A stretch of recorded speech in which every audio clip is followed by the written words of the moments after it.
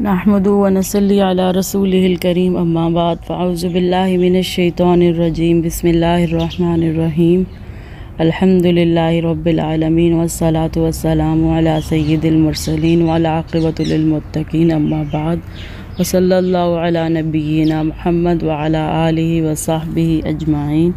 السلام علیکم ورحمۃ اللہ وبرکاتہ۔ سورہ البقرہ آیت نمبر 212۔ زُيِّنَ لِلَّذِينَ كَفَرُوا الْحَيَاةُ الدُّنْيَا وَيَسْخَرُونَ مِنَ الَّذِينَ آمَنُوا وَالَّذِينَ اتَّقَوْا فَوْقَهُمْ يَوْمَ الْقِيَامَةِ وَاللَّهُ يَرْزُقُ مَن يَشَاءُ بِغَيْرِ حِسَاب۔ زُيِّنَ خوبصورت بنا دی گئی، مطلب زینت سے ہے، نظر سماعت میں خوبصورت ہو جانا کسی چیز کا، دل سوچ آنکھ کان میں خوبصورت ہو جانا، مطلب کسی پہ چھا جانا۔ للذین ان لوگوں کے لیے، کفروا جنہوں نے کفر کیا، الحیات الدنیا جنہوں نے کفر کیا حیات الدنیا دنیا کی زندگی۔ کفار کو دنیا میں زیادہ نعمتیں دینے کا مقصد ان کے گناہوں میں اضافہ کرنا اور آخرت میں رسوا کن عذاب ہے۔ وَلَا يَحْسَبَنَّ الَّذِينَ كَفَرُوا إِنَّمَا نُمْلِي لَهُمْ خَيْرٌ لِأَنفُسِهِمْ إِنَّمَا نُمْلِي لَهُمْ لِيَزْدَادُوا إِثْمًا وَلَهُمْ عَذَابٌ مُّهِينٌ، جیسے کہ قرآن مجید میں اللہ تعالیٰ نے فرمایا سورہ ال عمران آیت 178، اور کافر لوگ یہ نہ خیال کریں کہ ہم نے ان کو مہلت دیے جاتے ہیں، یہ تو ان کے حق میں اچھا ہے، نہیں بلکہ ہم ان کو اس لیے مہلت دیتے ہیں کہ وہ اور گناہ کریں، آخرکار ان کو ذلیل کرنے والا عذاب۔ اور ایک اور جگہ فرمایا، اے پیغمبر کافروں کے شہروں سے چلنا پھرنا تمہیں دھوکہ نہ دے، یہ دنیا کا تھوڑا سا فائدہ ہے، پھر آخرت میں تو ان کا ٹھکانہ دوزخ ہے اور وہ بری جگہ ہے۔ سورہ ال عمران آیت 197 سے 196 تک۔ کفار اصل میں عاشق دنیا ہے اور ان کے اوپر دنیا اس قدر چھا گئی ہے کہ وہ اس کے برابر کسی کو دیکھتے ہی نہیں۔ آگے ہے وَيَسْخَرُونَ، اور وہ مذاق اڑاتے ہیں، کن کا؟ من الذین ان لوگوں کا، آمنو جو ایمان لائے، والذین اور وہ لوگ اتقوا جنہوں نے تقوی اختیار کیا، فوقہم ان کے اوپر ہوں گے، یوم القیامہ قیامت کے دن۔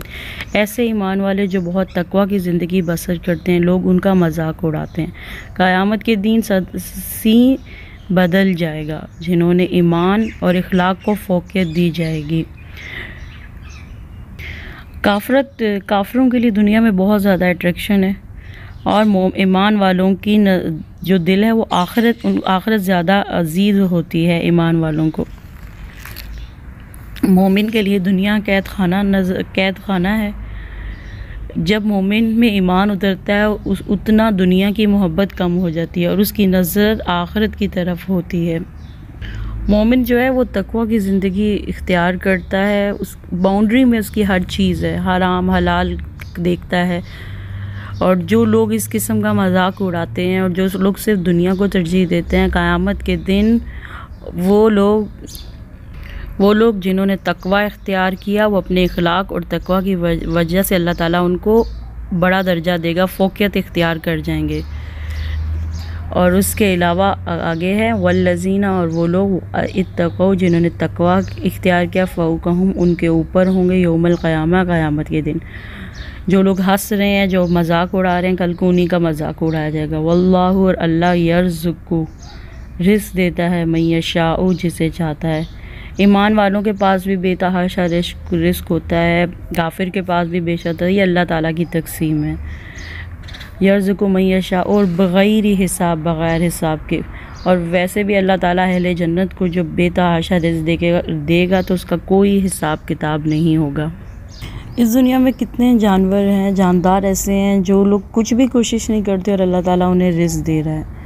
اور آپ صلی اللہ علیہ وسلم نے فرمایا، سیدنا عمر بن خطاب بیان کرتے ہیں کہ آپ صلی اللہ علیہ وسلم نے فرمایا، اگر تم اللہ پر توکل ایسا کرو جس طرح توکل کرنے کا حق ہے تو تمہیں اسی طرح رزق دیا جائے گا جس طرح پرندوں کو رزق دیا جاتا ہے، اور وہ خالی پیٹوں کے ساتھ صبح کرتے ہیں اور شام کو بھرے پیٹوں کے ساتھ لیٹتے ہیں۔ مطلب رزق دینے والی ذات صرف اللہ تعالیٰ کی ہے، اور کوئی نہیں ہے جو ہمیں رزق دے سکتا ہے۔ سورہ الروم آیت نمبر 40 میں اللہ تعالیٰ نے فرمایا اللہ ہی ہے جو تمہیں پیدا کرتا ہے، پھر تمہیں رزق دیتا ہے، پھر تمہیں موت دے گا، پھر تمہیں زندہ کرے گا۔ کیا ان میں سے کوئی کام تمہارے بنائے ہوئے شریکوں میں سے کوئی کر سکتا ہے؟ اللہ مشرکوں کے شرک سے پاک اور بہت بلند و بالا ہے۔ تو اگر ایمان کی وجہ سے اور آپ کے دین پہ چلنے کی وجہ سے کوئی لوگ آپ کا مذاق اڑاتے ہیں تو ان کو اگنور کریں، ان کو اڑانے دیں مذاق۔ اگلی آیت ہے کان الناس امۃ واحدہ فبعث اللہ النبیین مبشرین ومنذرین وانزل معهم الکتاب بالحق لیحکم بین الناس فیما اختلفوا فیہ وما اختلف فیہ الا الذین اوتوہ من بعد ما جاءتہم البینات بغیا بینہم فہدی اللہ الذین آمنوا لما اختلفوا فیہ من الحق بإذنہ واللہ یہدی من یشاء الی صراط مستقیم۔ آغاز میں سب کا ایک ہی دین تھا، سب ہدایت پر تھے۔ حضرت آدم علیہ السلام کو اللہ تعالیٰ نے بھیجا، وہ اللہ تعالیٰ کے نبی تھے، پھر ان سے اولاد ہوئی اور اولاد پھیلنے لگی، لہٰذا آپ کی ساری اولاد، آپ کی امت اسی دین پر قائم تھی۔ فبعث پھر بھیجا اللہ نے النبیین نبیوں کو مبشرین خوشخبری دینے والا بنا کر، ومنذرین اور ڈرانے والا بنا کر، وانزل اور نازل کی معہم الکتاب ان کے ساتھ کتاب، مطلب پیغمبر کے ساتھ کتاب، بالحق حق کے ساتھ، لیحکموا تاکہ وہ فیصلہ کرے بین الناس لوگوں کے درمیان، فیما اس میں اختلافو انہوں نے اختلاف کیا، فیہ اس میں حق میں جنہوں نے اختلاف کیا۔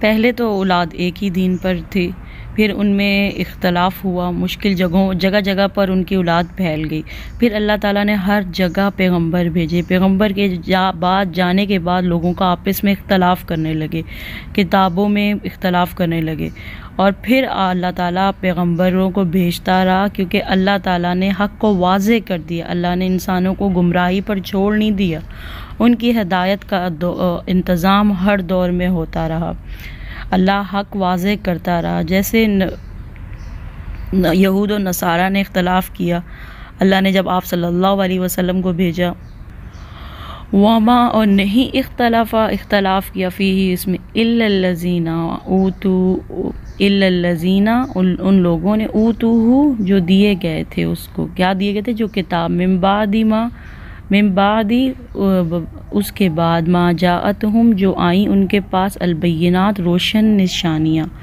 بغیم بینہم ضد کی وجہ سے، اپنے درمیان آپس کی ضد کی وجہ سے، مطلب آغاز انسانیت کا آغاز ہی ہدایت سے ہوا، ہر دور میں پیغمبر آتے رہے، خوشخبریاں دیں وہ لوگ جو نیک عمل کرتے ہیں، جنہوں نے ہدایت قبول کی اور پیغمبر کی بات مان لی، اور جو خوشخبریاں سنائیں اور ڈرایا انہیں جو بات نہیں مانتے۔ اس کے باوجود لوگوں نے اختلاف کیا، اور اختلاف دین والوں کے بیچ ہوا۔ الا الذین اوتوہ من بعد ما جاءتہم البینات، اور اس کی وجہ کیا تھی؟ بغیم بینہم ضد کی وجہ سے، اپنے درمیان آپس کی ضد کی وجہ سے انہوں نے حق کا انکار کیا۔ فہد اللہ تو ہدایت دی اللہ نے، الذین ان لوگوں کو، آمنوا جو ایمان لائے، لما واسطے اس کے جو اختلاف انہوں نے اختلاف کیا، کہ کسی کے اختلاف میں نہیں گئے، فیہ اس میں من الحق کی حق میں سے، بإذنہ ساتھ اپنے حکم کے، واللہ اور اللہ یہدی ہدایت دیتا ہے، من یشاء جس کو چاہتا ہے، الی صراط مستقیم صراط مستقیم کی طرف۔ پیغمبر آنے کے بعد حق واضح ہو گیا، اور کچھ لوگوں نے پیغمبر کی بات مانی تو اللہ تعالیٰ نے انہیں سیدھا راستہ دکھا دیا۔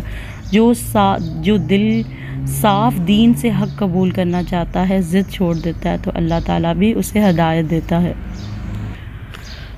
اگلی آیت ام حسبتم ان تدخلوا الجنہ ولما یأتکم مثل الذین خلوا من قبلکم مستهم البأساء والضراء وزلزلوا حتى يقول الرسول والذين آمنوا معه متى نصر الله ألا إن نصر الله قریب۔ بہت ہی خوبصورت آیت ہے۔ ام حسبتم کیا خیال کیا تم نے ان کے تدخلوا الجنہ، تم داخل ہو جاؤ گے جنت میں؟ کیسے ہو سکتا ہے ایسے؟ جنت میں جاؤ گے اور تمہارا امتحان نہیں آئے گا؟ جنت میں جانے کا راستہ آسان نہیں ہے، اس پر آزمائش آتی ہے۔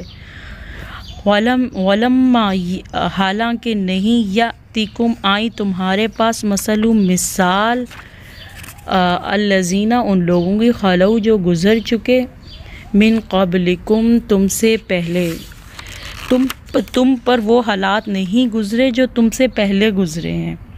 ایک دفعہ آپ صلی اللہ علیہ وسلم کعبہ کی دیوار کے سائے میں اپنی چادر کو تکیہ بنا کر بیٹھے ہوئے تھے، تو سیدنا خباب بن ارد نے عرض کیا کہ آپ صلی اللہ علیہ وسلم اللہ سے دعا کیوں نہیں کرتے؟ یہ سنتے ہی آپ صلی اللہ علیہ وسلم نے فرمایا تم سے پہلے ایسے لوگ گزر چکے ہیں جن کے گوشت اور پٹھوں میں ہڈیوں تک لوہے کی کنگھیاں چلا دی جاتی تھیں اور ان کے سر کے درمیان آری رکھ کر چلایا جاتا تھا اور 2 ٹکڑے کر دیے جاتے تھے، مگر وہ اپنے سچے دین سے نہیں پھرتے تھے اور اللہ اپنے اس کام کو ضرور پورا کر کے رہے گا، یہاں تک کہ ایک شخص صفا سے سوار ہو اور حضر موت تک چلا جائے اور اللہ کے سوا اس کو کسی کا ڈر نہ ہو۔ اس کے علاوہ صحابہ کرام پر بہت زیادہ آزمائشیں آئیں دین کو قبول کرنے کی وجہ سے۔ حق کو حضرت بلال، حضرت یاسر کے ساتھ حق کیا ہوا؟ حق کو مان کر پھر نہیں وہ لوگ پھرے۔ مَسَّتْهُمُ الْبَأْسَاءُ پہنچی ان کو بأساء سختیاں، مطلب بأساء شدید سختیاں، الضراء مصیبتیں ذہنی، وزلزلوا اور وہ ہلا مارے گئے، حتیٰ یہاں تک کہ یقولوا پکار اٹھے الرسول رسول والذین اور وہ لوگ آمنوا جو ایمان لائے معہ ساتھ اس کے متى کب آئے گی نصر اللہ مدد اللہ کی۔ جو لوگ اللہ کے راستے میں چلیں انہیں دونوں طرح کی امتحانوں سے گزرنا پڑتا ہے، خوف سے گزرنا پڑتا ہے، ذہنی تکلیفیں الضراء، جسمانی تکلیفیں البأساء، مصیبتوں کا سامنا کرنا پڑتا ہے، وہ ہلا مارے گئے۔ جنت کا راستہ آسان نہیں ہے، صبر ضروری ہے۔ جب انسان حق کو قبول کرتا ہے تو اس کے راستے میں اذیتوں سے، آزمائشوں سے گزرنا پڑتا ہے انسان کو، اور تکلیف ویسے بھی انسان کو جگائے رکھتی ہے، غفلت نہیں برتنے دیتی۔ بڑے بڑے ایمان والے لوگ گھبرا اٹھتے ہیں اور کہتے ہیں اللہ تیری مدد کب آئے گی، تو پھر انہیں فوری اللہ تعالیٰ نے خوشخبری کے ذریعے مدد دی، الا خبردار، انا بے شک نصر اللہ مدد اللہ کی قریب ہے۔ اور جو بھی مصیبت انسان کے اوپر آتی ہے اس میں اس کے لیے خیر موجود ہوتی ہے۔ جس کو اللہ سے محبت ہوتی ہے وہ اللہ کے ہر فیصلے کو مانتا ہے، شکوہ نہیں کرتا اللہ تعالیٰ سے۔ اور یہاں پہ جیسے زلزلے کا ذکر ہے کہ یہ زلزلے ان کے دلوں پر گزرتے ہیں، دل ہلا مارے جاتے ہیں، باہر کو آنے لگتے ہیں، سخت مصیبت، سخت خوف۔ مطلب اگر آپ کے اوپر کبھی اتنی بڑی آزمائش آئی ہے کہ آپ اپنے سینے پہ ہاتھ لگے تو ایسے لگتا ہے کہ جیسے کہ ایک عجیب سا زلزلہ اندر آیا ہوا ہے۔ اتنی مصیبتیں اللہ کے بندوں پر آتی ہیں۔ اللہ اپنے بندوں کو خالص کرنے کے لیے آزمائش سے گزارتا ہے، اور مصیبتیں مانگنی کبھی بھی نہیں چاہیے، یہ بندے کو خالص کرنے کے لیے آتی ہیں۔ اس میں استقامت اور اللہ کی طرف رجوع ضروری ہے، اور اس کی حکمت کو جاننے کی کوشش کریں۔ بہت سارے لوگ ہوتے ہیں ان مشکلوں میں، مصیبتوں میں مایوس ہونے لگتے ہیں تو اللہ کے دین سے دور ہو جاتے ہیں۔ جو کام اللہ تعالیٰ کے لیے کر رہے ہیں آپ لوگ، جو بھی اللہ کے دین کے لیے کوشش کریں، بظاہر تو آپ اس کا کوئی رزلٹ نہیں دکھ رہا ہوتا، مگر اس کا رزلٹ انشاءاللہ اللہ تعالیٰ آخرت میں آپ کو دے گا، جو دنیا میں نہیں دیکھا، بلکہ دنیا میں بھی اللہ تعالیٰ وقت کے ساتھ آپ کو اللہ تعالیٰ کے فیصلوں کی حکمت سمجھ آ جائے گی۔ جنت کا شوق رکھیں، انشاءاللہ تعالیٰ مشکلیں آسان ہو جائیں گی۔ جو لوگ اللہ تعالیٰ سے محبت کرتے ہیں انہیں مصیبتیں آسان کرنے لگتی ہیں، ایمان ان کے پختہ ہو جاتے ہیں، اور اگر دنیا میں بس راحت ہی ہو تو عموماً اللہ تعالیٰ سے انسان غافل ہو جاتا ہے، تکلیف انسان کو جگائے رکھتی ہے۔ اور دوسری چیز اللہ جو بھی مشکلیں دیکھے، جو بھی آپ کی زندگی میں مشکلات آئیں آپ اس کو برداشت کر سکتے ہیں۔ اللہ تعالیٰ کبھی بھی آپ کی وسعت سے بڑھ کر آپ کے اوپر بوجھ نہیں ڈالتا۔ تو ان آزمائشوں میں جتنا ہو واستعینوا بالصبر والصلاۃ، زیادہ سے زیادہ نوافل کا اہتمام کریں، اللہ تعالیٰ کے ذکر سے اپنی زبان کو تر رکھیں اور کبھی بھی بدگمان نہ ہوں۔ ہمیشہ اچھا سوچیں کہ انشاءاللہ تعالیٰ یہ مشکل میرے اللہ کے اذن سے آئی ہے، اس میں بھی میرے لیے بہتری ہے۔ ہر چیز میں اپنی بہتری ڈھونڈیں، کیونکہ واقعی ہی مصیبتوں کے بعد آسانی ہے، اور یہ بہت خوبصورت آیت ہے۔ اگر کوئی بھی ان حالات سے گزرا ہے تو اس کے لیے بہت زبردست اس کو سمجھ آ جائے گی کہ اس کی مشکلات کی وجہ کیا تھی۔ يَسْأَلُونَكَ مَاذَا يُنْفِقُونَ قُلْ مَا أَنفَقْتُم مِّنْ خَيْرٍ فَلِلْوَالِدَيْنِ وَالْأَقْرَبِينَ وَالْيَتَامَى وَالْمَسَاكِينِ وَابْنِ السَّبِيلِ وَمَا تَفْعَلُوا مِنْ خَيْرٍ فَإِنَّ اللَّهَ بِهِ عَلِيمٌ۔ یسألونکا، وہ سوال کرتے ہیں آپ سے، ماذا، کیا کچھ، ينفقون، وہ خرچ کریں، مطلب آپ صلی اللہ علیہ وسلم سے سوال کرتے ہیں صحابہ کرام۔ یہاں نفلی صدقات کی بات ہو رہی ہے، زکوٰۃ تو فرض ہے۔ اسی طرح 13 مقامات پہ صحابہ کرام نے آپ صلی اللہ علیہ وسلم سے سوال کیا، اور اچھا سوال کرنا پسندیدہ ہے۔ مال کے بارے میں پوچھتے ہیں، نفلی صدقات کے بارے میں پوچھتے ہیں کہ ہم کہاں خرچ کریں۔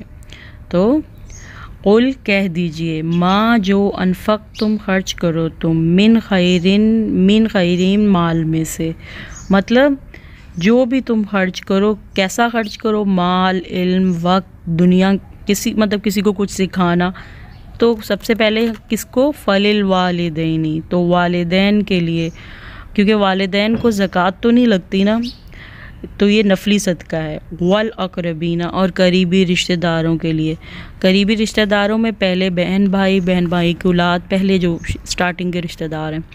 والیتامہ، اور یتیموں کے لیے۔ والمساکین، اور مساکین کے لیے، مساکین میں فقیر بھی آئے گا، مسکین بھی آئے گا۔ وابن السبیل، اور مسافروں کے لیے۔ وما، اور جو بھی تفعلوا، تم کرو گے، من خیرن، جو بھی نیکی میں سے، فإن اللہ، تو بے شک اللہ تعالیٰ، بھی اس کو علیم، جاننے والا ہے۔ وما تفعلوا من خیر فإن اللہ بہ علیم، اگر تم ذرہ برابر بھی کسی کے اوپر خرچ کرتے ہو تو اللہ تعالیٰ اسے دیکھ رہا ہے۔ حضرت عبداللہ بن مسعود کی بیوی جو تھیں وہ مال کماتی تھیں، مطلب کچھ بھی کام، کوئی ہنر وغیرہ کر کے، تو وہ گھر میں ہی مال ختم ہو جاتا، اپنے شوہر پہ خرچ کر دیتی ہیں، اپنے بچوں پہ خرچ کر دی، شوہر نہیں کوئی کماتے تھے، تو آپ صلی اللہ علیہ وسلم کے پاس گئیں۔ پہلے تو انہوں نے اپنے ہسبینڈ کو بولا کہ میں جو کماتی ہوں وہ گھر میں ہی خرچ کر دیتی ہوں، کچھ بچتا ہی نہیں فی سبیل اللہ، کیونکہ انہوں نے صدقے کے بارے میں کافی کچھ سن رکھا تھا، تو انہوں نے بولا کہ اب میں فی سبیل اللہ دوسری جگہ پہ خرچ کروں گی۔ تو حضرت عبداللہ بن مسعود نے کہا کہ آپ صلی اللہ علیہ وسلم کے پاس جائیں۔ جب وہ آپ صلی اللہ علیہ وسلم کے پاس گئیں تو وہاں پہ حضرت بلال موجود تھے، تو انہوں نے کہا کہ مجھے آپ صلی اللہ علیہ وسلم سے بات کرنی ہے۔ تو انہوں نے جب آپ صلی اللہ علیہ وسلم کے پاس گئیں تو انہوں نے کہا کہ میں جو بھی کماتی ہوں وہ سب اپنے بچوں پر خرچ کر دیتی ہوں، کیا یہ بھی صدقے میں شمار ہوگا؟ تو آپ صلی اللہ علیہ وسلم نے فرمایا ہاں، ڈبل اجر ملے گا اس کا، صدقے کا بھی اور صلہ رحمی کا بھی۔ جو بھی خرچ ہم کرتے ہیں اللہ کی رضا کے لیے خرچ کریں، اپنے بچوں پر بھی خرچ کر رہے ہیں تو اس میں اللہ تعالیٰ کی رضا کے لیے خرچ کریں، والدین پہ خرچ کریں، مسافر پہ خرچ کریں جن کا ذکر ہے، مگر اس میں صرف اور صرف اپنی نیت کو جانچ لے کہ اس کا اجر اللہ تعالیٰ ہمیں دے گا۔ دیکھیں کہ صحابہ کرام آپ صلی اللہ علیہ وسلم کے قریب تھے اور آپ صلی اللہ علیہ وسلم کو آبزرو کرتے تھے، نوٹ کرتے تھے، مگر سوالات کتنے کم کیے، 13 جگہ پہ آپ صلی اللہ علیہ وسلم سے سوال کیے، اور سوال کا جواب کون دے رہے ہیں؟ اللہ سبحانہ تعالیٰ، اور کتنی ڈیٹیل سے اللہ تعالیٰ نے جواب دیا ہے۔ ابو ہریرہ رضی اللہ تعالیٰ عنہ سے روایت ہے کہ آپ صلی اللہ علیہ وسلم نے فرمایا، جو کوئی ایک کھجور کے برابر حلال کمائی سے صدقہ کرے، اور اللہ تعالیٰ حلال کمائی سے ہی صدقہ قبول کرتا ہے، حلال کمائی سے کیا گیا صدقہ اللہ اپنے دائیں ہاتھ میں لے لیتا ہے، پھر اس کے مالک کے لیے اسے پالتا ہے، بڑھاتا رہتا ہے، جس طرح کوئی تم میں سے اپنا بچڑا پالتا ہے، یہاں تک کہ وہ صدقہ پہاڑ کے برابر ہو جاتا ہے۔ اسے بخاری نے روایت کی ہے۔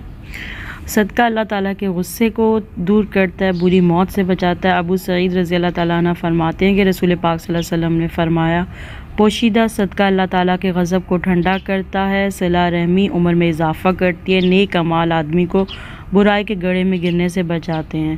اور احمد کی حدیث ہے، قیامت کے دن مومن اپنے صدقے کے سائے میں ہوگا۔ مرثد بن عبداللہ رضی اللہ عنہ کہتے ہیں کہ آپ صلی اللہ علیہ وسلم نے فرمایا کہ بعض صحابہ سے روایت کرتے ہیں، آپ صلی اللہ علیہ وسلم انہوں نے رسول پاک صلی اللہ علیہ وسلم سے سنا، آپ فرماتے تھے قیامت کے روز صدقہ ایماندار کے لیے سایہ ہوگا، اور صدقہ دینے سے مال کبھی بھی کم نہیں ہوتا۔ ابو ہریرہ رضی اللہ عنہ کہتے ہیں کہ رسول پاک صلی اللہ علیہ وسلم نے فرمایا، صدقہ دینے سے مال کم نہیں ہوتا، معاف کرنے سے اللہ عزت بڑھاتا ہے، اور عاجزی اختیار کرنے پر اللہ تعالیٰ مرتبہ عطا کرتا ہے۔ ہر نیکی کا کام صدقہ ہے۔ حذیفہ رضی اللہ تعالیٰ عنہ کہتے ہیں کہ تمہارے نبی کریم صلی اللہ علیہ وسلم نے فرمایا، ہر نیکی کا کام صدقہ ہے، کہ جیسے کہ اگر ہم لوگ مال سے صدقہ کر رہے ہیں، کسی کو علم کے ذریعے کچھ دے رہے ہیں، کسی کو اچھی بات سکھا رہے ہیں، کسی کو وقت دے رہے ہیں، کسی کو ہنر سکھا رہے ہیں، کہ کوئی مشکل میں ہے اس کی مشکل کو سن رہے ہیں، اس کو اچھا مشورہ دے رہے ہیں، یہ سب نیکی کے کاموں میں شمار ہوگا۔ اگلی آیت، کتب علیکم القیام وہو کرہ لکم وعسى ان تکرہوا شیئا وہو خیر لکم وعسى ان تحبوا شیئا وہو شر لکم واللہ یعلم وانتم لا تعلمون۔ وعسى کتبہ فرض کیا گیا، علیکم تم پر، القتال جنگ کرنا، وہ حالانکہ وہ کرہ ناپسندیدہ ہے، لکم تمہارے لیے۔ مکہ میں مسلمانوں پر بہت ظلم و ستم ہو رہا تھا، مگر وہ تیار نہیں تھے اور انہیں جنگ کی اجازت نہیں ملی، جب بھی اجازت مانگی نہ ملی۔ جب تیاری نہ ہو تو نہ کریں ایسی کارروائی بغیر تیاری کے، نقصان ہی ہوتا ہے۔ اور حدیث میں آتا ہے متفق علیہ، جب تمہیں جہاد کرنے کے لیے، قتال کرنے کے لیے نکلنے کو کہا جائے تو نکلو، جب نکلنے کو کہا جائے تو نکلو، جب نہیں کہا جائے تو خود سے نہ نکلو، شرائط کو پورا ہونا ضروری ہے۔ مکہ میں اجازت نہیں ملی، مگر مدینہ میں آ کر جب اللہ تعالیٰ نے قتال کی اجازت دے دی اور جہاد فرض کیا گیا تو بعض مسلمانوں نے اسے دشوار سمجھا، اور پھر اس کے بعد اللہ تعالیٰ نے فرما دیا، وہ حالانکہ وہ کرہن ناپسندیدہ ہے، لکم مطلب تمہارے لیے، مطلب جان جانے کا خطرہ ہے، وعسیٰ اور امید ہو سکتا ہے، ان کے تکرہو تم ناپسند کرو، شیئن کسی چیز کو، وہو اور وہ خیر لکم بہتر ہو تمہارے لیے۔ کیونکہ جہاد جو ہوتا ہے کسی قوم کی روح اور رواں ہوتی ہے، شہید کی موت قوم کی حیات ہے، اس لیے کتاب و سنت میں جہاد کو بہت افضل عمل قرار دیا گیا ہے۔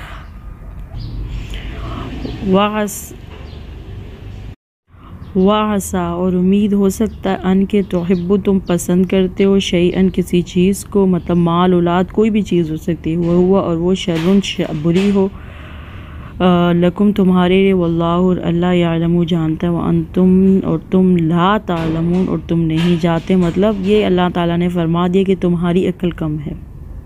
اللہ تعالیٰ نے جتنے بھی احکامات تمہیں دیے نا، اس میں تم کو فائدہ نظر نہ آئے مگر اسے مان لو، اللہ کا حکم ہے، اللہ ظالم نہیں ہے، اللہ کے ہر حکم کو ماننے میں تمہارا ہی فائدہ ہے۔ اللہ کے کسی حکم میں انسان کو مشقت ہوتی ہے تو اسے فرض ساقط نہیں ہوگا، چاہے مشکل لگے تمہیں، اس کی فرضیت نہیں جاتی ہے۔ اگر تمہیں نماز پڑھنا مشکل لگتا ہے، روزہ رکھنا مشکل لگتا ہے، روزوں کے بارے میں حج کرنا مشکل لگتا ہے، مگر وہ تمہیں لگ مشکل رہا ہے، مگر اس میں تمہارے لیے بہتری ہے۔ مطلب اس آیت کا خاص مطلب جو ہے وہ قتال کے کانٹیکس میں ہے، مگر عام مطلب میں ہمیں اس میں اپنی عبادات کو کانٹیکس میں لے کے جا سکتے ہیں، اپنے معاملات۔ اگر اللہ کی طرف سے لگائی گئی پابندیاں ہمیں اچھی نہ لگیں تو وہ تمہارے لیے بہتر ہیں، تمہارے لیے قصاص میں زندگی اللہ تعالیٰ نے فرمایا، یا اولی الالباب۔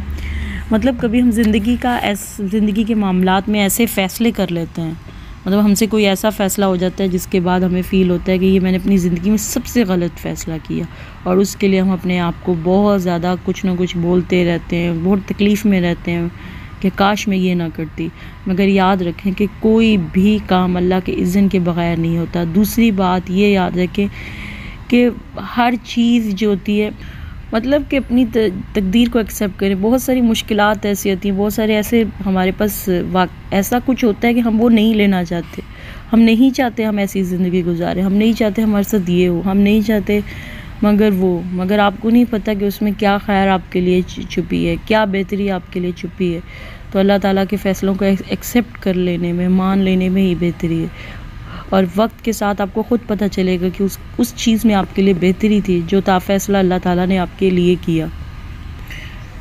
اگلی آیت ہے یسألونک عن الشہر الحرام قتال فیہ قل قتال فیہ کبیر وصد عن سبیل اللہ وکفر بہ والمسجد الحرام وإخراج أهله من أكبر عند الله والفتنة أكبر من القتل ولا يزالون يقاتلونكم حتى يردوكم عن دينكم إن استطاعوا ومن يرتد منكم عن دينه فيمت وهو كافر فأولئك حبطت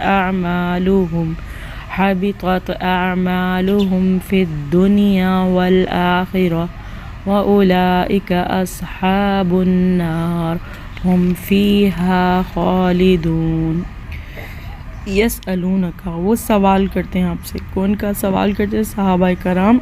کسی سوال کرتے ہیں؟ آپ صلی اللہ علیہ وآلہ وسلم سے. عن الشہری, مہینے کے بارے میں. الحرام, حرام. قتال, جنگ کرنا. فیہ, اس میں. مطلب حرمت والے مہینوں میں جنگ نہیں کرنی چاہیے. اس کے بارے میں اس کے پیچھے ایک واقعہ ہے. 2 ہجری میں 8 آدمیوں پر مشتمل ایک دستہ آپ صلی اللہ علیہ وسلم نے نخلا کی طرف بھیجا تھا. مکہ اور طائف کے درمیان کی جگہ ہے. ان کو صرف اتنا کہا تھا کہ قریش کی نقل و حرکت پر نظر رکھو اور آئندہ کہ ان کے ارادوں کے بارے میں معاملات لے کر پہنچاؤ ہم تک, لیکن جنگ کے لیے نہیں کہا تھا. راستے میں تجارتی قافلہ مل گیا تو انہوں نے اس پر حملہ کیا اور ایک آدمی کو قتل کر دیا اور باقی لوگوں کو پکڑ کر مدینہ میں آ گئے. جب یہ واقعہ ہوا تب رجب ختم ہو رہا تھا اور ایسے شعبان شروع تھا. یہ حرمت والا مہینہ تھا. آپ صلی اللہ علیہ وسلم کو بھی ناپسندیدہ لگا, مگر کیا تھا, غلطی ہو گئی تھی. مگر کفار مکہ نے کو موقع مل گیا باتیں بنانے کا. انہوں نے کہا کہ ویسے تو خود کو دین ابراہیمی کے پیروکار کہتے ہیں اور ابراہیم علیہ السلام کی نسبت سے تعلق جوڑتے ہیں اور احرام مہینوں کی حرمت ابراہیم علیہ السلام کے دور سے قائم ہے. انہوں نے اس حرمت کو پامال کیا. اس میں جو سوال سامنے آئے, حرام مہینوں میں قتال کرنا کیسا ہے؟ فرمایا جنگ کرنا گناہ ہے. اللہ تعالیٰ نے فرمایا قل, کہہ دیجئے, قتال, جنگ کرنا, فیہ, اس میں کبیر, بڑا گناہ ہے.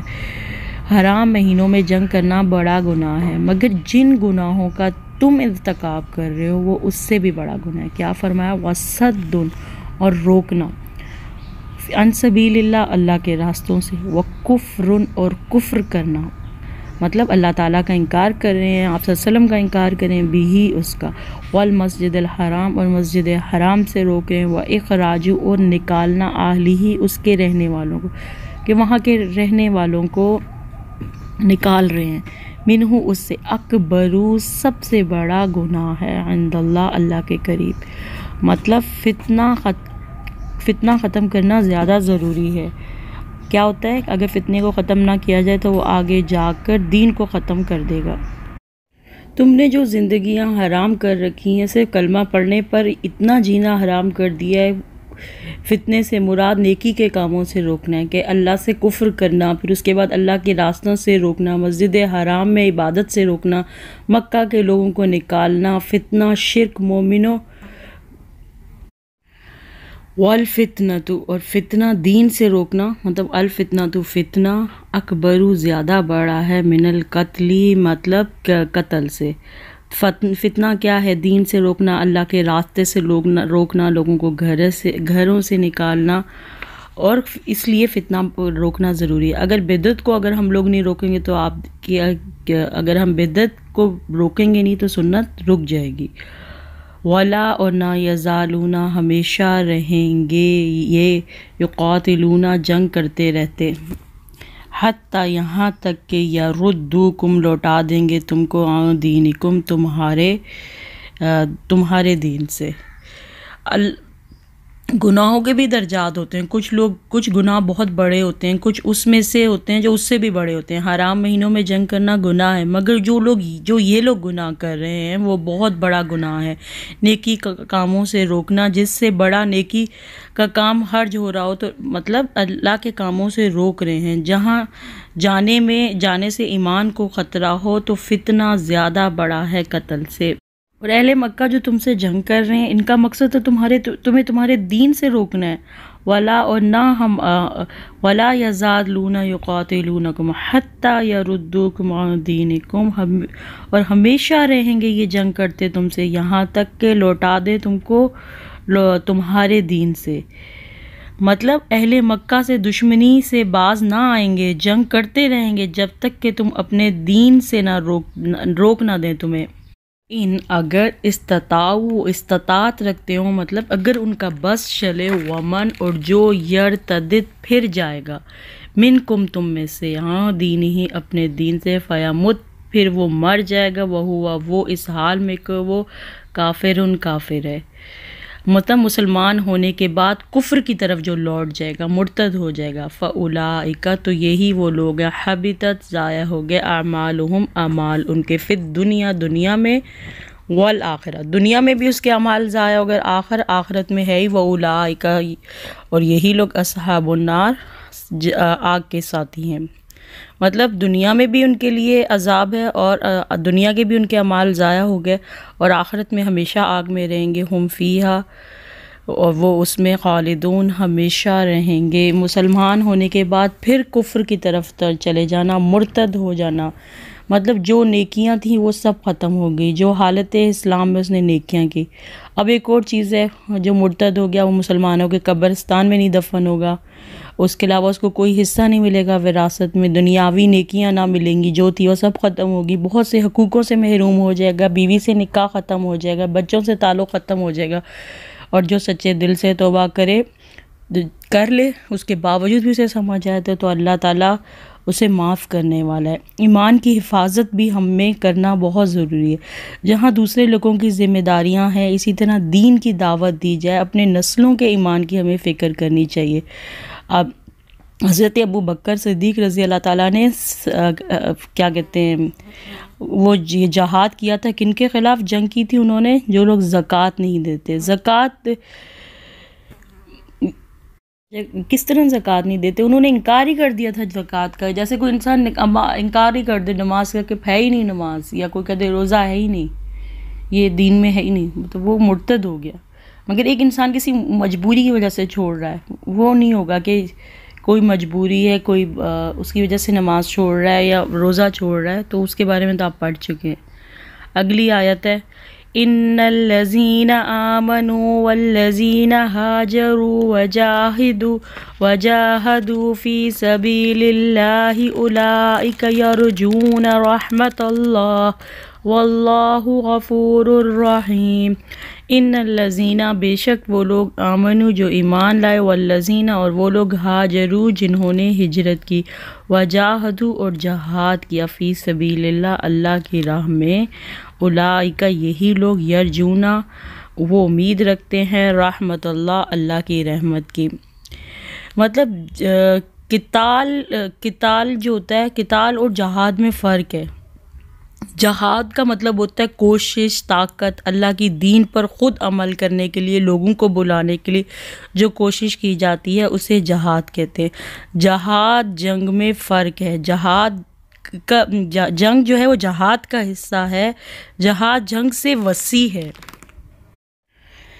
سب سے پہلے ایمان لے کے آئے وہ لوگ، ان الذین بے شک وہ لوگ ایمان لائے، والذین وہ لوگ جنہوں نے ہجرت کی۔ ہجرت اللہ کی خاطر، اللہ کے ناپسندیدہ کاموں کو چھوڑنا بھی ہجرت ہے، اور خاص ہجرت کیا ہوگی؟ اللہ اور اس کے رسول کی خاطر گھر بار چھوڑنا۔ وجاہدوا اور جہاد کیا، فی سبیل اللہ اللہ کی راہ میں۔ جہاد ہوتا ہے دشمن سے بھی جہاد ہوتا ہے، اللہ کی راہ میں بھی جہاد ہوتا ہے، زبان سے بھی جہاد ہوتا ہے، قلم سے بھی، علم سے بھی، قرآن سے بھی، قرآن کی تعلیم کو عام کرنا بھی جہاد ہے۔ اور وجاہدوا انہوں نے جہاد کیا اللہ کی راہ میں، اولئک یہی لوگ، وہ یرجون وہ امید رکھتے ہیں رحمت اللہ اللہ کی رحمت کی، ان کے نیک کاموں کے باوجود بھی وہ امید رکھتے ہیں اللہ کی رحمت کی، اور اللہ بہت غفور الرحیم ہے، صفت ہے اللہ کی، گناہوں کو بخشنے والا ہے، غفور الرحیم ہے۔ رحمت کا تعلق جو ہے وہ اطاعت سے، سب اخلاق کے ساتھ کیا، اس کو امید بھی ہوتی ہے، یقین پھر بھی کہ اللہ کی رحمت سے انسان جنت، اللہ کی رحمت سے ہی انسان جنت میں جائے گا۔ یسألونک اور وہ سوال کرتے ہیں، یسألونک عن الخمر والمیسر قل فیہما اسم کبیر ومنافع للناس واسمهما اکبر من نفعها ویسألونک ماذا ينفقون قل العفو كذلك يبين الله لكم الآيات لعلكم تتفکرون۔ یسألونک وہ سوال کرتے ہیں آپ سے، آپ صلی اللہ علیہ وسلم سے، عن الخمر شراب کے بارے میں، والمیسری اور جوئے کے بارے میں۔ خمر کیا ہوتا ہے؟ خمر شراب جو عقل کو ڈھانپ لیتی ہے، خمر عورت کی چادر کو بھی کہتے ہیں، والمیسر اور جوئے کے بارے میں۔ قل کہہ دیجئے، فیہما ان دونوں میں، اسم گناہ ہے، کبیرن بڑا، ومنافع اور فائدے ہیں، للناسی لوگوں کے لیے، اور اسمہ گناہ ان دونوں کا مطلب اسم وہ گناہ ہوتا ہے جس میں سزا ہوتی ہے، اکبر زیادہ بڑا ہے، من نفع ان دونوں کے نفع سے۔ مطلب شراب اور جوئے کے بارے میں اسلام کیا کہتا ہے؟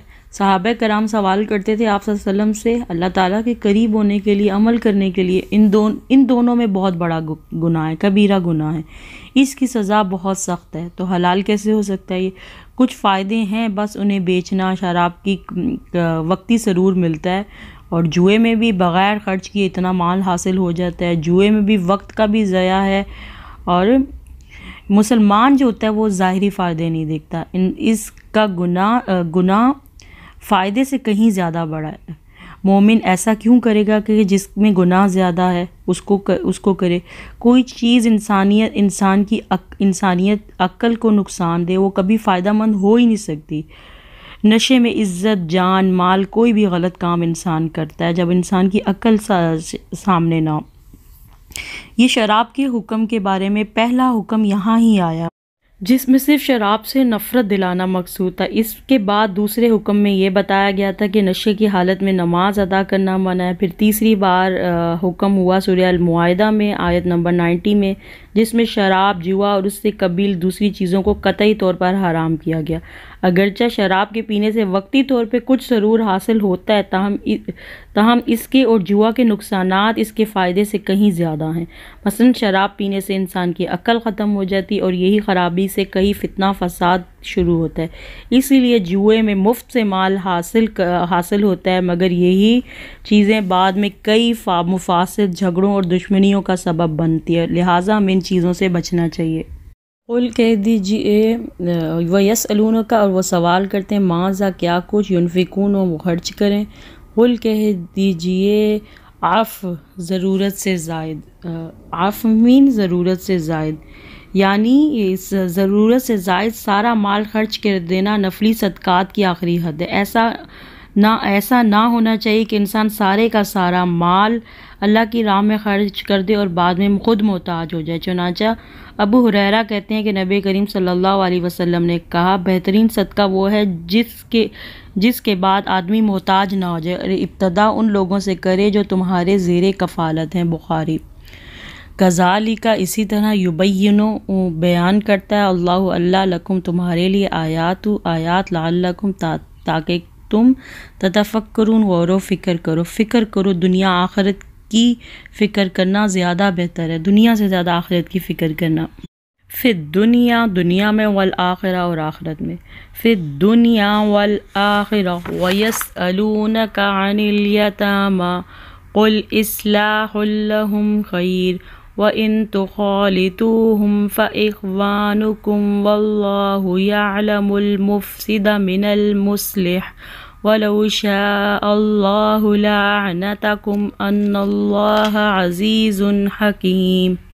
فی الدنیا دنیا میں، والآخرہ اور آخرت میں، کہ ہمیں اپنی دنیا اور آخرت کی فکر کرنی ہے۔ وَيَسْأَلُونَكَ اور وہ سوال کرتے ہیں صحابہ کرام عن الیتامیٰ یتیموں کے بارے میں۔ قل کہہ دیجئے اصلاح کرنا، خیر خواہی کرنا، لہم ان کے لیے خیر اچھا ہے۔ وَإِنْ اگر تخالطوا تم ملا لو ان کو، فإخوانہم تو وہ تمہارے بھائی ہیں۔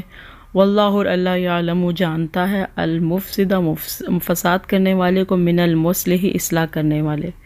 ولو اور اگر شاء اللہ چاہتا اللہ لأعنتکم البتہ مشکل میں ڈال دیتا، ان اللہ بے شک اللہ عزیز ہے، حکیم حکمت والا ہے۔ اس سے پہلے جو ہے یتیموں کے بارے میں دو حکم جو تھے وہ نازل ہو چکے تھے۔ ایک یہ تھا کہ یتیموں کے مالوں کے قریب بھی نہ جاؤ، اور دوسرا یہ حکم تھا کہ جو لوگ یتیم کا مال کھاتے ہیں وہ اپنے پیٹ میں آگ بھرتے ہیں، لہٰذا مسلمان یتیموں کے بارے میں سخت محتاط ہو گئے اور ان کے مال سے اپنے مال کو بالکل الگ کر دیے، اسی سے ان کا کھانا پینا اور ضروریات پوری کی جائیں۔ مگر اس طرح بھی یتیموں کے بعض صورتوں میں نقصان ملا۔ کس طریقے سے؟ مثلا ان کا کھانا، جو ان کا مال کھاتے ہوئے لوگ ڈرتے تھے کہ یہ یتیموں کا مال ہے، ان کا کھانا وغیرہ ضائع ہو جاتا، بچ جاتا۔ ایسی ہی صورت حال سے متعلق صحابہ کرام نے سوال کیا، جس کا جواب اللہ تعالیٰ نے یہ دیا کہ اصل میں تو یتیموں کی اصلاح اور بھلائی مقصود ہے، جس صورت بھی وہ میسر آئے، اور وہ تم اختیار کر سکتے ہو۔ اگر تم ان کا مال اپنے مال سے ملانا مناسب سمجھتے ہو تو کوئی حرج نہیں۔ مطلب کہ اگر تم لوگ مکس کر کے ان کا مال کھا رہے ہو، جیسے کوئی چاچا ہے، اس کے بھتیجے ہیں یا کسی مال ہے، تو وہ مکس کر سکتے ہیں، کوئی حرج نہیں۔ اگر آخر وہ ہیں تو تمہارے بھائی، یعنی تم ان کا مال ملا بھی سکتے ہو، الگ بھی کر سکتے، کچھ مال ملا لو یا بعض حالتوں میں ان کا مال الگ کر دو، ہر صورت درست ہے، بشرط یہ کہ تمہاری اپنی نیت خیر کی ہو اور یتیم کو نقصان پہنچانا نہیں ہو۔ اور ویسے بھی جو تم کرو گے اللہ تعالیٰ بہترین جاننے والا ہے۔ اور اللہ تعالیٰ نے جو پابندیاں عائد کر کے تم پر سختی کر سکتا تھا اس حکم، مگر یہ اس کی حکمت اور رحمت ہے کہ اس نے تمہیں ہر طرح کی صورت حال کی طرف اجازت دی۔ مطلب یتیم ہوتے ہیں، ایک گھر میں یتیم بھی رہ رہے، پہلے تو اللہ تعالیٰ نے کہا کہ یتیموں کا مال کھاؤ گے تو جو کھائے گا وہ اپنے پیٹوں میں آگ بھرا، تو لوگ ڈرنے لگے۔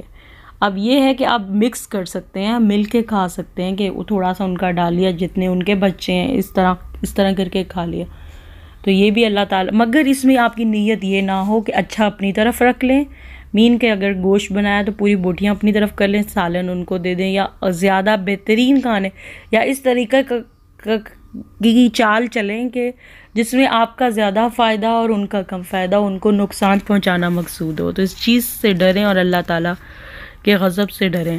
اگلی آیت، وَلَا تَنْكِحُوا الْمُشْرِكَاتِ حَتَّى يُؤْمِنْ وَلَأَمَةٌ مُؤْمِنَةٌ خَيْرٌ مُشْرِكَةٍ وَلَوْ أَعْجَبَتْكُمْ وَلَا تَنْكِحُوا الْمُشْرِكِينَ حَتَّى يُؤْمِنُوا وَلَعَبْدٌ مُؤْمِنٌ خَيْرٌ مِّن مُشْرِكٍ وَلَوْ أَعْجَبَكُمْ أُولَئِكَ يَدْعُونَ إِلَى النَّارِ وَاللَّهُ يَدْعُو إِلَى الْجَنَّةِ وَالْمَغْفِرَةِ بِإِذْنِهِ وَيُبَيِّنُ آيَاتِهِ لِلنَّاسِ لَعَلَّهُمْ يَتَذَكَّرُونَ۔ وَلَا اور نہ تنکحو تم نکاح کرو المشرکاتی مشرک عورتوں سے۔ کون ہوتی ہیں مشرک عورتیں؟ مومن مردوں کو حکم دیا جا رہا ہے کہ مشرک عورتوں سے نکاح نہ کریں، ہندو عورتیں، مجوسی عورتیں، مشرک عورتیں، حتیٰ یہاں تک کہ یؤمن وہ ایمان لیں، ولا اور البتہ، ولا اماتن اور البتہ لونڈی، مومناتن مومنہ مطلب ایمان والی، خیرن بہتر ہے، من مشرکاتن مشرک عورت سے، ولو اور اگرچہ اعجبتکم وہ اچھی لگے تم کو، ولا اور نہ تنکحو تم نکاح کر دو المشرکین مشرک مردوں سے، حتیٰ یہاں تک کہ یؤمنو وہ ایمان لے آئیں، کیونکہ مرد اور عورت کے درمیان جو نکاح ہے وہ صرف شہوانی تعلق نہیں ہوتا، اس کے اثرات بہت دور دور تک جاتے ہیں، دماغ پر اور انسان کے اخلاق پر گہرا اثر پڑتا ہے اس چیز کا۔ شادی کا مقصد ایک خاندان کی تعمیر ہے، نکاح جو ہوتا ہے وہ سکون کا باعث ہے۔ وہ جو لوگ شرک کرتے ہیں، مطلب ایک جو ایمان ہے اور شرک ہے دو الگ چیزیں ہیں، تو اپنی جو دین کے معاملے میں کمپرومائز مت کریں۔ نکاح میں پوری سوسائٹی جو ہوتی ہے، ایک مرد اور ایک مشرک بیوی موجود ہوں تو شرک کے خطرات مزید بڑھ جاتے ہیں، کیونکہ آپ کو پتہ ہے کہ ایک ماں جو ہوتی ہے وہ اپنی اولاد کے لیے بہترین درسگاہ ہوتی ہے، سب سے پہلی درسگاہ ہوتی ہے، تو بچوں میں بھی شرک کے چانسز ہوں گے۔